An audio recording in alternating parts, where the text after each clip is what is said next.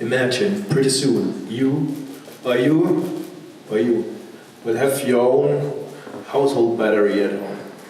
And imagine that won't cost anything. On the contrary, it's gonna be earning money for you each and every single day. How that's gonna be, how we wanna make this happen, we are going to explain you in the next 5 minutes. You're aware of the current situation. We have a high volatility in the electricity prices.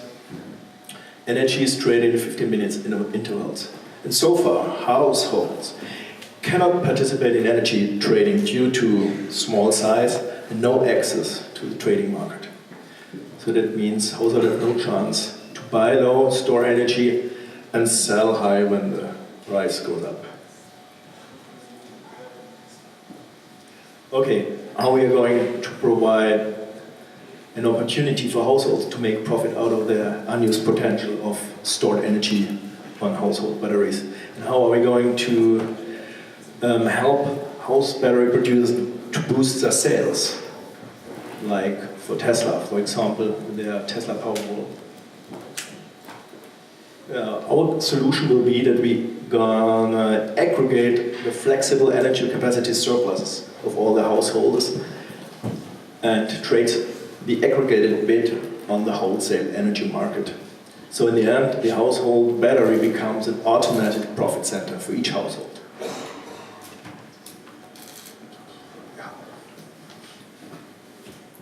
Good. The ecosystem, who's going to be our partner, actually should be whole battery producer like Tesla. He's going to produce and sell the IoT integrated meters based on a blockchain technology to the households, which will be connected to our FlexChain trading platform. How that's going to work in technical details will be explained by Jorge. Thanks. So I have the pressure to explain what my team has been doing for a week. I better do it well. So this architecture has many pieces, and what is really powerful here is that we are trying to create some kind of sharing economy for the energy. The pieces are an IoT device, and actually, sorry, you will have to be putting attention here. There's a house that eventually will be a smart house. It will, as Nico said, there will be a battery connected into it. There will be smart devices and IoT devices that somehow are able to send information back to a certain hub. And the whole idea why we're doing this is because the grid needs some flexibility that right now cannot be had, because we cannot aggregate for now all the electricity of households. So that means that what we are trying to do is basically take the information of all these IoT devices that are in each household.